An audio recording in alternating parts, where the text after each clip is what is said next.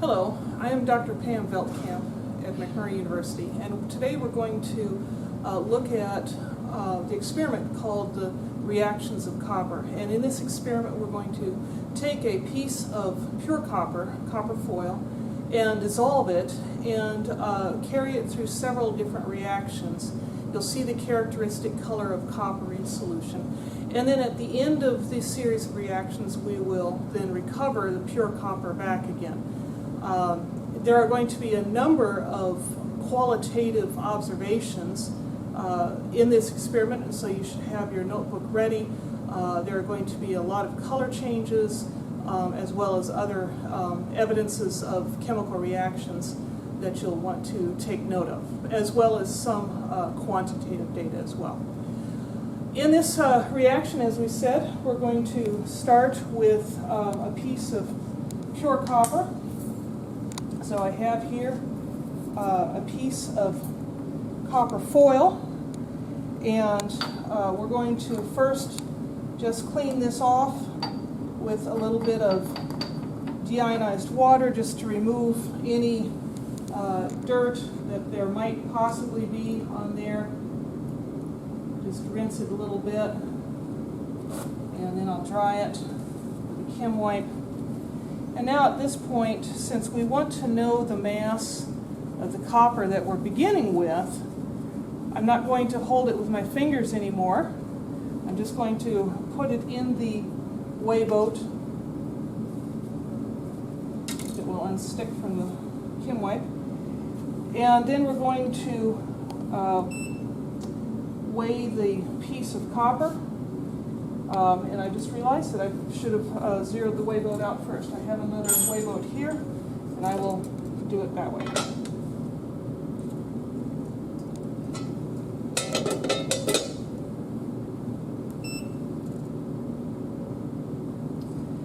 Okay, so I'm just going to dump that copper in there and then weigh it. And again, you can see the mass.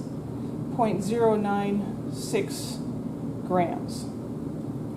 All right, so at this point, we want to take the copper, and we're going to be dissolving it with nitric acid, and the instructions say that we should choose a beaker that is large enough to hold the various solutions that we're going to put into it. And so I've read it ahead and see that I'm going to be adding 100 mils of water and 30 mils of something else later on. So I chose a 400 mil beaker to dissolve this in.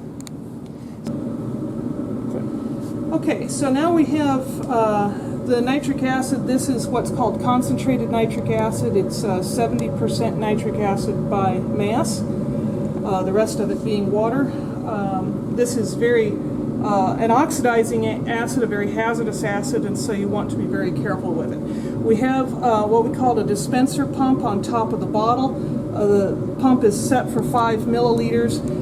When I pull the top up and then push it down, it will dispense 5 milliliters, and that makes it a little bit safer to use this nitric acid. So you're going to see a very dramatic change here immediately. I'm going to get my hand out of the way for the camera so that you can see what happens. I pull up on the pump and push down, and you see it fuming. The brown gas that you see coming off is NO2 gas, and we are using this in a fume hood because NO2 gas, besides being a very annoying smell, a sharp, aggravating smell, also is poisonous. If you were to breathe it in to your lungs, the NO2 gas reacts with the moisture in your lungs and turns back into nitric acid. Not a very pleasant feeling. So you can see that the copper now has all dissolved. As I swirl it, I still get a little bit of fumes coming off, and so I'm going to leave this in the fume hood. My next step is to add 100 milliliters of water. So while the camera still looks at that, I'm going to get some water.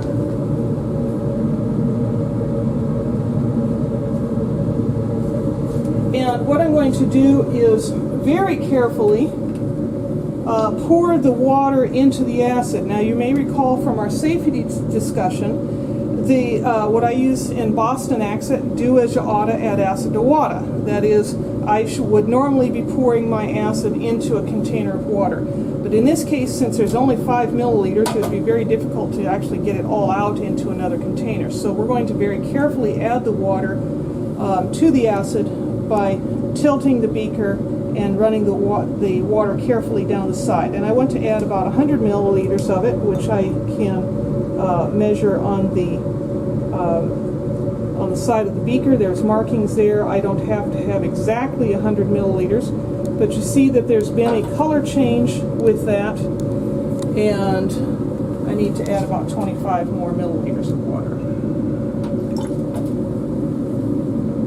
Okay, and again, it was not necessary to know exactly how much water we added. We just needed to dilute the solution a certain amount.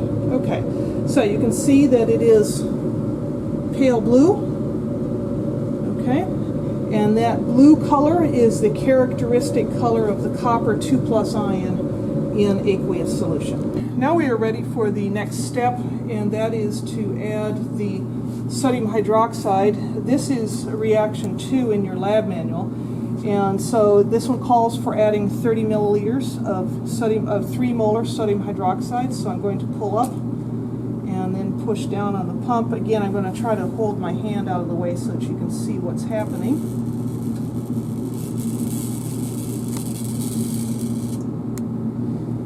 And you see it turn to this nice deeper blue color. And perhaps you can see that it is somewhat opaque, meaning that there are tiny little particles that have formed in there. And so we're going to now move this over to the hot plate to begin heating it.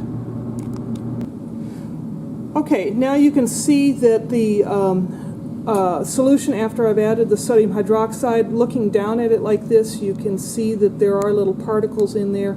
I'm going to put it on the hot plate and get a stirring rod so that I can stir it. This is the third reaction in the lab manual. It does call for heating it for a while. So I'm just going to stir it a little bit. I'm not going to stir it constantly, but just occasionally. We are going to leave the camera running at this point. I know that at this point in the lab, a lot of students ask, well, how long do I heat it? And what I tell them is, until it changes. And then the students ask me, well, what kind of a change? I said, you'll see it. And so I'm not going to tell you what kind of a change you're going to see, because I'd like it to be kind of a surprise for you. So we are going to leave the camera running for a while and until the reaction is complete.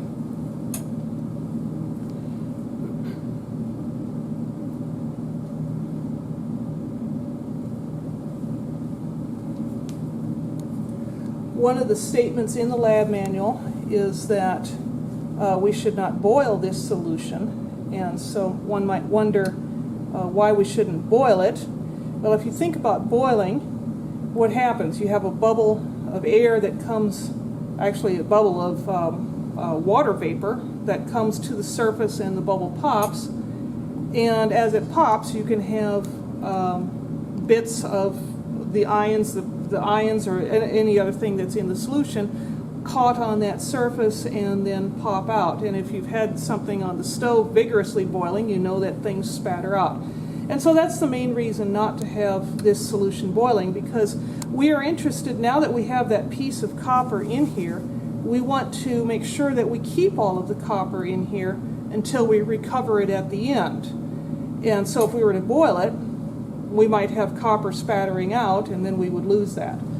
For the same reason, I'm leaving the stirring rod in the solution rather than taking it out when I'm not stirring it, because again, there's some liquid on there and some bits of copper and so forth, and so I don't want to transfer that out of the solution and lose it.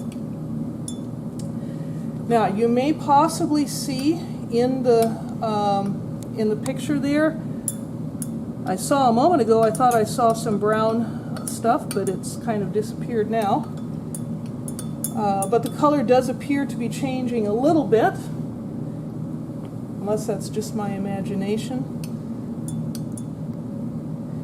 And perhaps the cameraman would like to look straight down on the solution as well, so that you can see what it looks like down in there. And we still see the copper hydroxide. It's kind of a gelatinous type of stuff in there. It is considered a solid, although it's not solid like a desktop solid, but it is considered a solid. The fact that the solution is opaque, as I said earlier, indicates that there are tiny little particles in the solution that block the light, and thus you can't see through the solution very well to the other side because of the blockage of the light by the particles.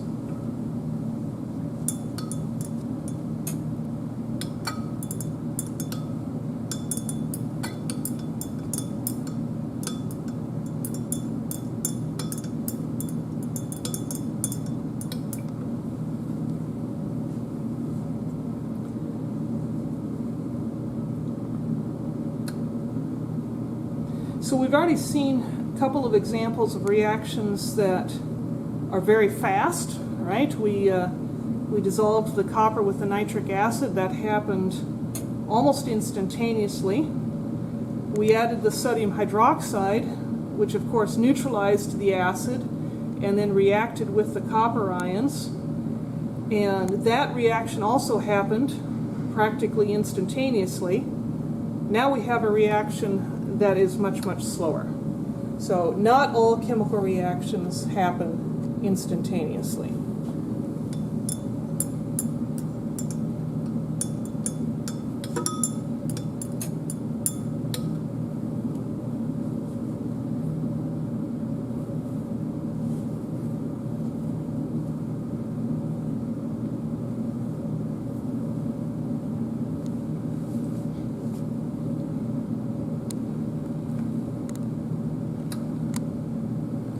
We see that the solution is getting darker. It's more of a darker green now. It was a nice blue. I will leave you to put in whatever adjectives you would like to put into your notebook about the shade of blue or the shade of green or whatever color it is that we are looking at the point. I know sometimes students are rather creative in how they describe the different colors that they see in this experiment.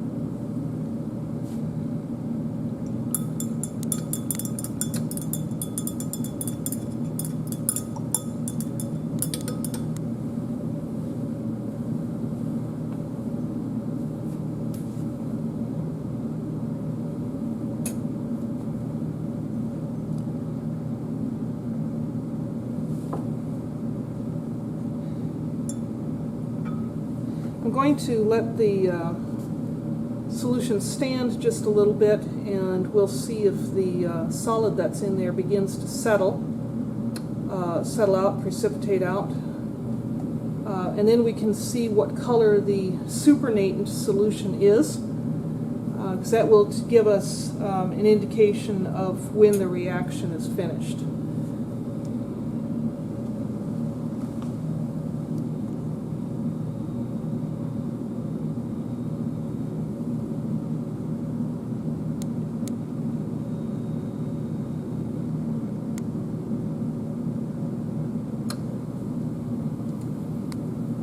You may see that the copper compound is settling. There is some now supernatant on top that is looking fairly colorless. The solution has turned almost, or the particles have turned almost completely dark. I'm going to stir that up again.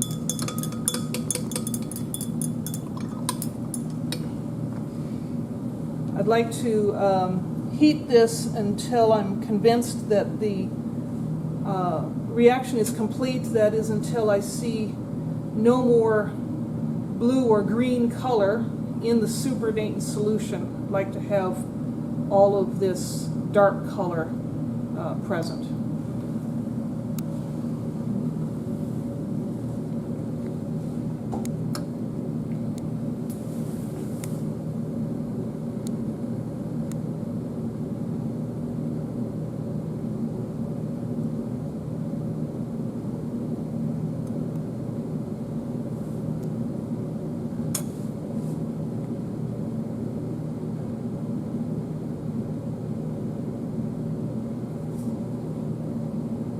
So we see that the supernatant is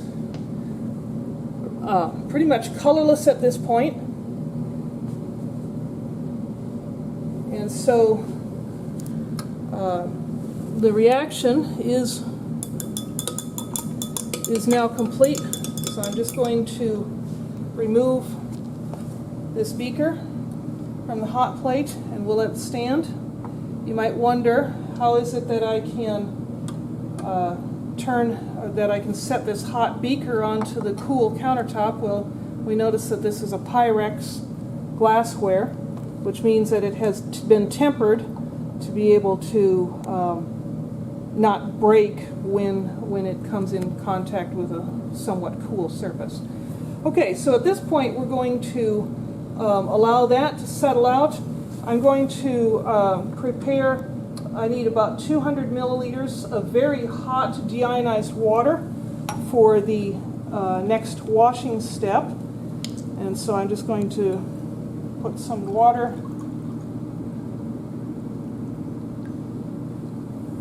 in the beaker and put that on the hot plate and get that to very hot.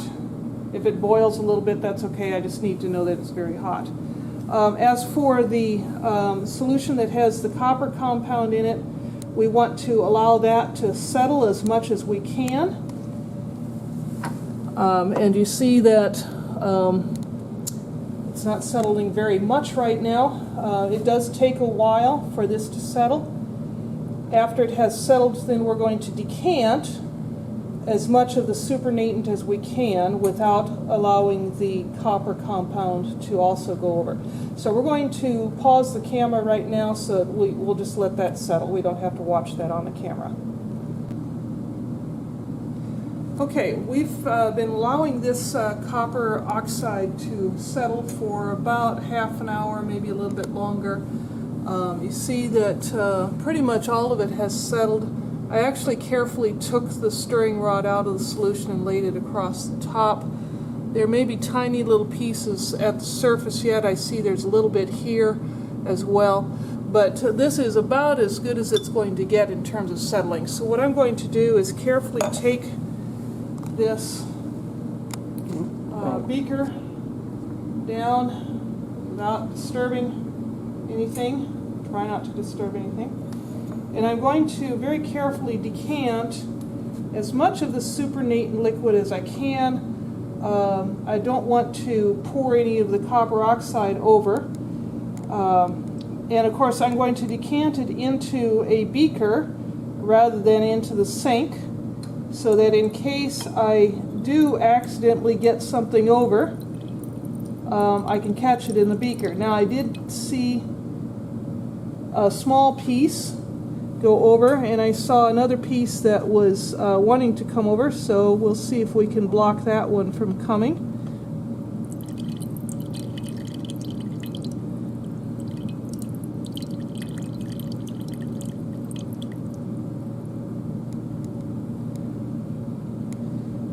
Okay, let's see if I can get a little more off without getting any copper to come over. What we want to do is drain off most of the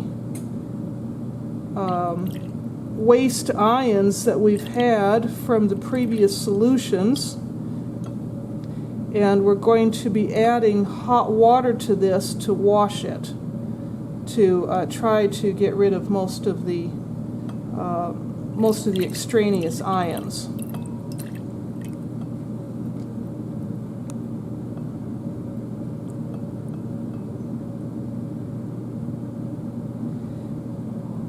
is always a very tricky part here. I don't want to stir it up too much.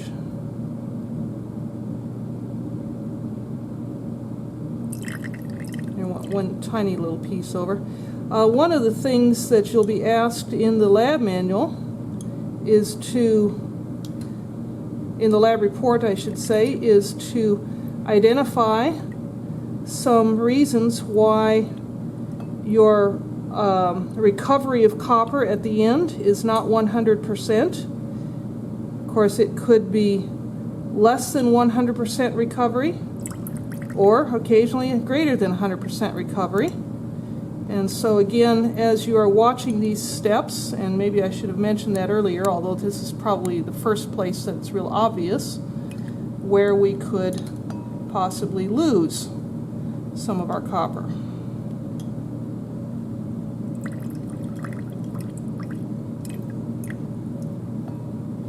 Okay, that's about all I want to pour over right now. Maybe somebody who has steadier hands than I have could perhaps get a little more off, but we don't need to get everything off. So I've had some water here getting hot. It's about 200 mils.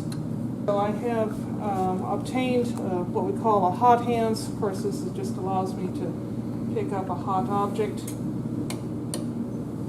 And I'm just going to pour this hot water. One way to do that, I'll just show you this trick, is to use a stirring rod and pour the water straight down there. Of course, I can aim this into the beaker. I am rinsing the stirring rod this way too.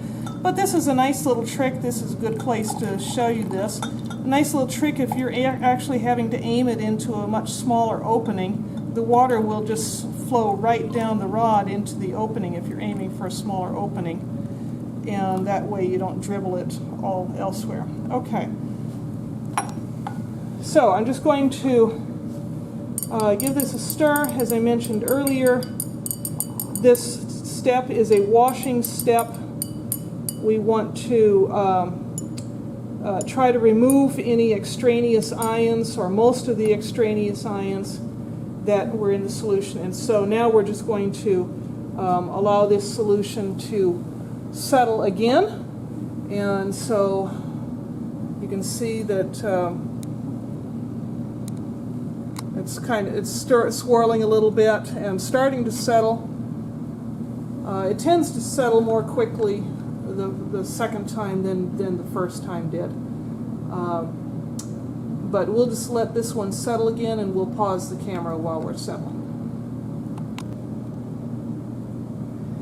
Okay, we see that this has settled. This took, maybe 5 to 7 minutes, so it was a much shorter time than the previous one. And so I'm going to just carefully remove the stirring rod from the solution and take this down. And now decant again as much of this supernatant as I can without pouring off the copper. Typically this is an easier process the second time around.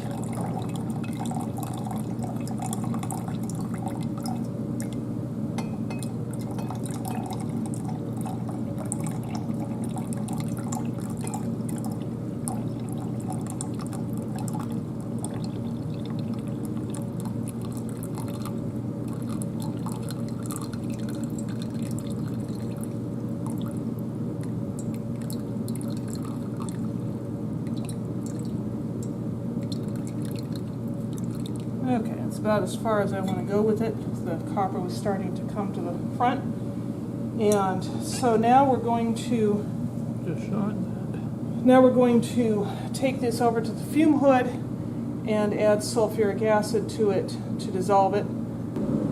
Okay, we are ready to dissolve the copper oxide with the 6 molar sulfuric acid. And so I'm just going to add the sulfuric acid directly to the container.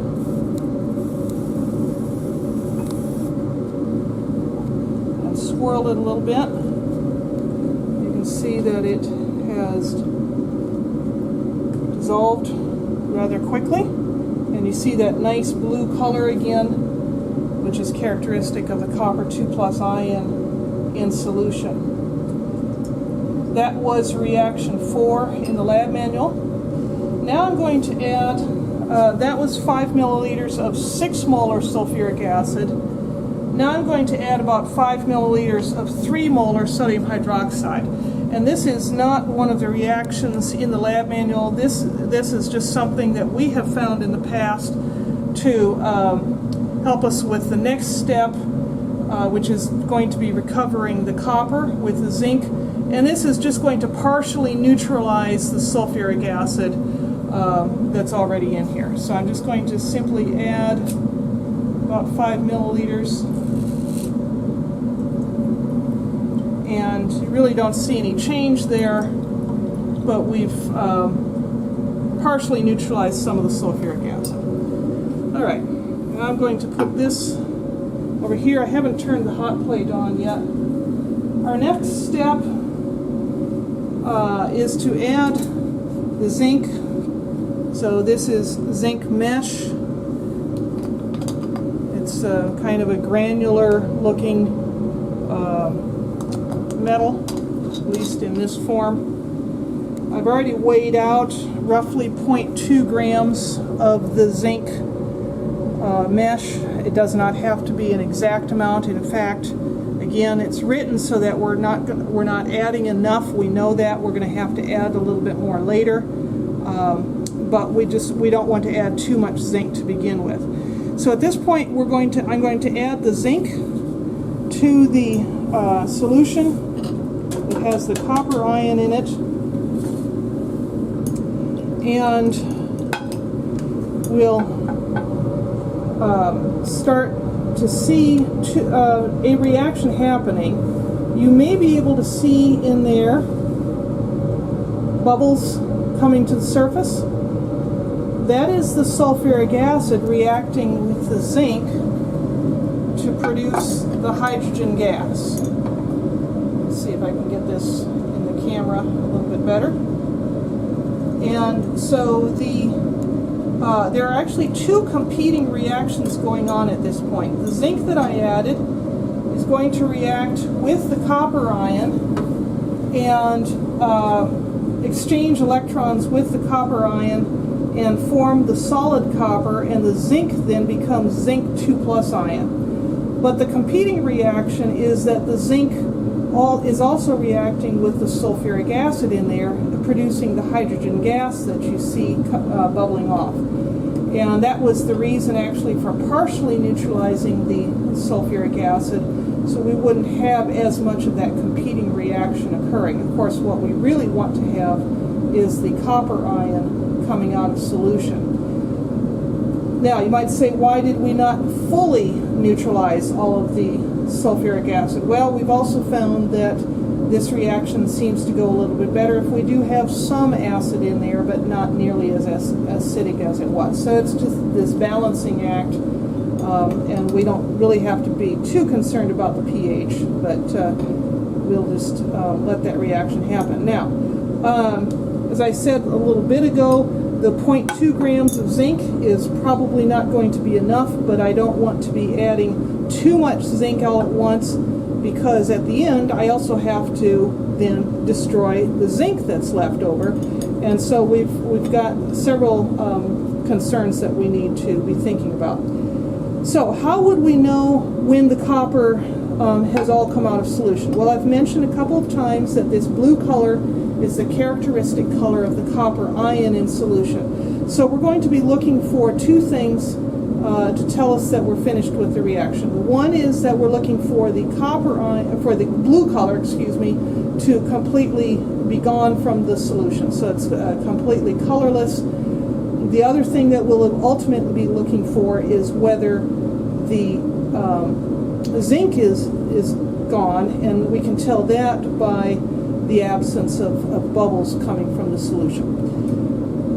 So at this stage, I'm going to turn on the hot plate a little bit, maybe about to a 2 or 3. This reaction also does go a little bit more quickly if it's a little bit warmed up. I don't know if we can get the camera very well on this.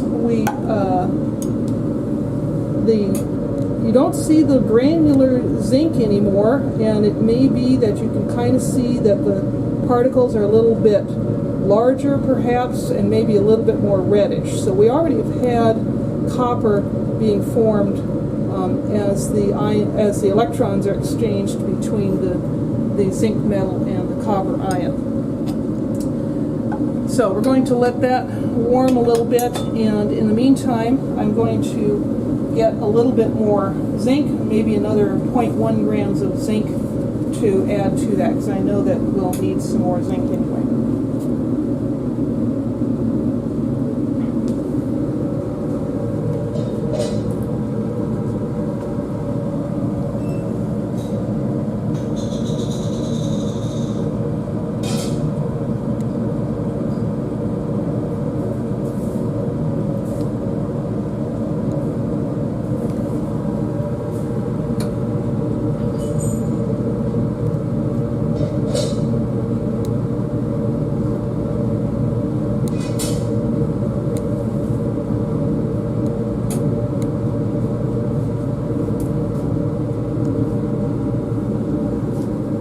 Okay, so this is about 0.13 grams of zinc, so I'm going to go ahead and add that to the solution as well.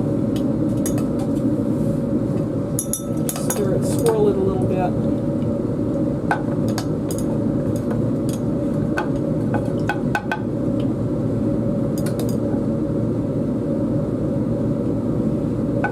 Now you may possibly be able to tell the difference between the zinc and the copper pieces, perhaps. Sometimes it's kind of hard to see. The zinc is more gray, of course the copper is more reddish. Sorry about moving that around. I hope the viewer is not getting dizzy here. Okay, we'll just let that stand there for a little bit and warm that up, and we'll periodically come back in with the camera and see what it looks like. Alright, we're taking a look at this reaction now. It's been on the hot plate for about 15 minutes, and we can see that there's quite a bit more of the reddish copper that has come out of solution. I still do have pieces of zinc in there, and so I'm going to be adding a little more zinc again just to keep this reaction going. But we wanted to show you what the copper looked like as it was coming out of solution. You can probably still see that the solution itself is still slightly blue, which means we still have copper ion still in there. So we're going to be adding a little more zinc to this, and then letting it stand some more while the reaction occurs. Okay, we are very close to having the copper all out of solution. Perhaps you can see, and maybe it helps if I point with the stirring rod. Here's some copper. This gray here is some extra zinc, and then there's more copper over here. The solution is still very slightly blue.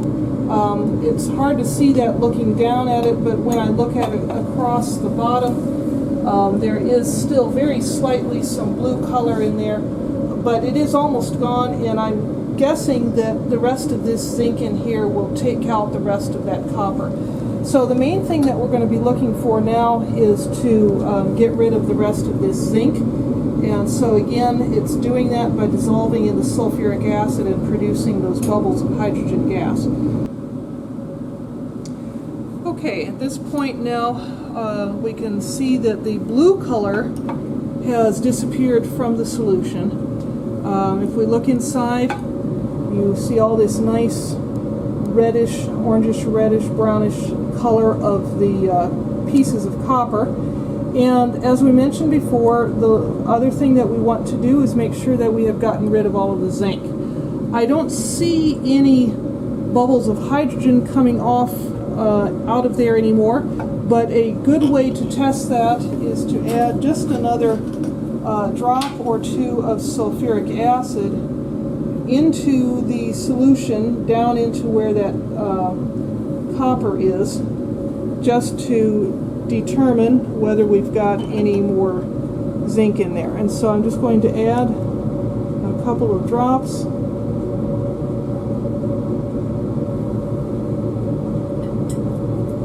And I don't see any more bubbles of hydrogen coming out of there, and so that indicates that we have no more zinc. And so now we are ready to complete the last steps. As you might guess, we need to decant this again and wash it, because we want to get rid of all of the excess sulfuric acid that is in there. All right, we're now ready to decant the solution. Again, I'm going to decant it into another beaker. I've decided to decant it into a smaller, emptier beaker, so that again, if I lose any of the copper, it stays in the beaker, and I don't have to have it with all of the extra liquid that was in the other waste container. This decants a little more easily because that copper metal is quite dense, and so perhaps you can see that it stays down in the bottom of the beaker quite readily. All right, because of the density of it. So we're able to get that out of there. And now we're going to use a little bit of water. We want to wash it into this porcelain evaporating dish. All right. I'm just going to squirt some water in there and use this to get the copper in there. Actually, I'm going to use the wash bottle to get the copper out. Now, if you're following along in the lab manual, you notice that it says we want to wash with 2 5 ml portions. I see a little bit of copper left down in there of water. So what I have used to get the copper out is probably more than 5 milliliters. So there's our first wash.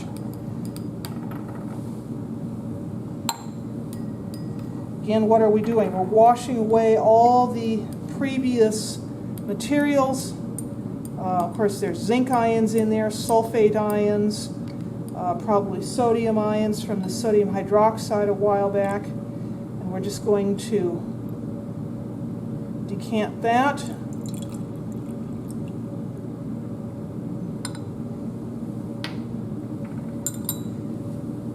Now I'm going to get another 5 milliliters of water, thereabouts. Put that in there. Swirl that a little bit. And get rid of the water. Now, how do we get rid of the water? Well, we're going to do that by washing with 5 milliliters of ethanol. And so we'll take this decanting beaker over to the fume hood and to where we have the ethanol in a pump dispenser. Okay, so we're ready to add 5 milliliters of ethanol. And again, the purpose of this, the ethanol, is to help us to remove the water that was in the evaporating dish. So I'm going to now decant the ethanol. But now, how do I get rid of the ethanol? Well, I'm going to add 5 milliliters of acetone. So we add 5 milliliters of acetone, and that will allow us to get rid of the ethanol. And by this point, you may be saying, okay, I get the pattern here. Now we have to somehow get rid of the acetone, so I'm going to decant that. Now, you may or may not be familiar with acetone. It is the major ingredient in fingernail polish remover, and so if you have ever used that, you'll know that when you get it onto your skin it feels cold because it evaporates so fast. And that's how we're going to use to get rid of the acetone. Because the acetone does evaporate rather quickly, we don't have to add anything else to get rid of the acetone. So what we're going to do is bring it back over to the hot plate that I was using. It's probably still a little bit warm. It doesn't take much heat to evaporate off the acetone. Okay, so we're going to put the copper in the evaporating dish on the hot plate, and I have it set on low, and it'll help as well if of course the fume hood is running, and that'll pull the vapors off. And in a moment I'll determine whether the acetone has all evaporated by wafting the vapor, wafting it towards my nose to see if I can smell that characteristic odor of acetone. We don't want it to get too warm, or because if the acetone evaporates too rapidly, it can spatter actually. And another problem is that the copper now can react quite readily with the oxygen in the air, especially if it gets warmed up. And so we don't want to have that reaction happen, because we would start to have the copper reacting with oxygen and we wouldn't have pure copper. I'm going to go ahead and see if I can smell the acetone. Yes, I have a little odor of acetone, so I'm going to go ahead and put it back on the hot plate a little bit.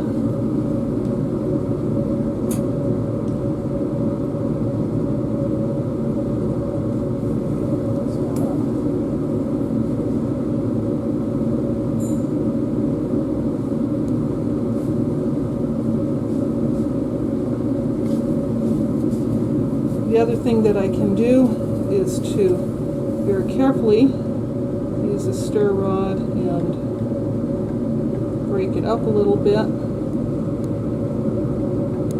It appears to be drying. Of course, one of the pitfalls of that is leaving a little bit of copper on the bottom of the stir rod.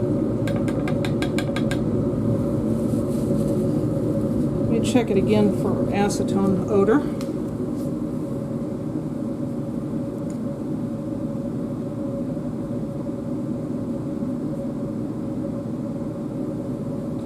Leave it on maybe another 30 seconds or so. There was just the faintest odor of acetone on there. Let's see if I can get that little bit of copper off of the... There it is.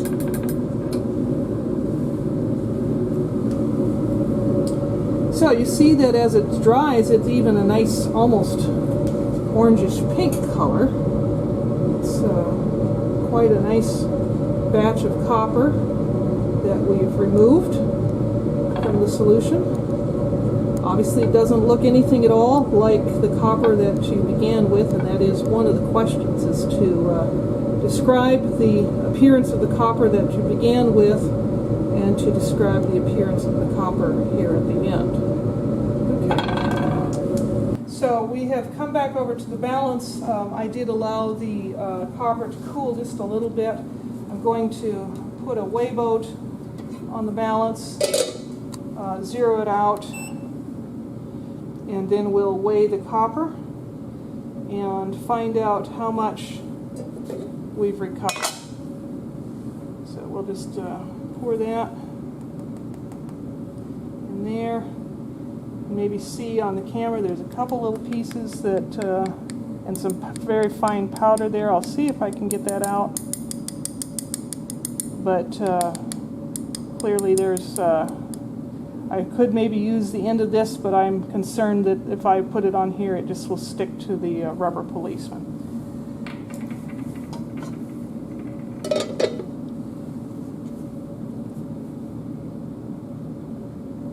So there is our final mass of copper. And I believe this is a little lower than what we started with, and so we can now think about where the losses were. Where did we lose some copper?